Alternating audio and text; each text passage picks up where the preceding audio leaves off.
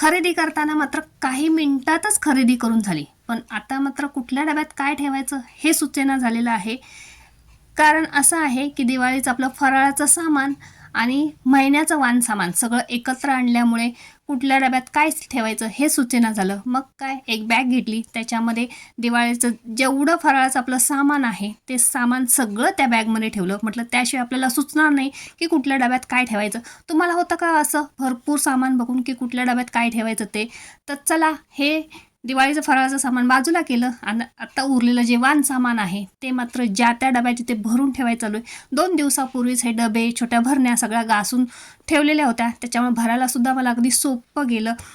सगळं जिथल्या तिथे ओतून ठेवते आणि जे शिल्लक राहिलेलं आहे ते मोठ्या एका डब्यात एकत्र ठेवते, म्हणजे ज्यावेळेस हवं आहे त्यावेळेस पटकन ते सापडतं.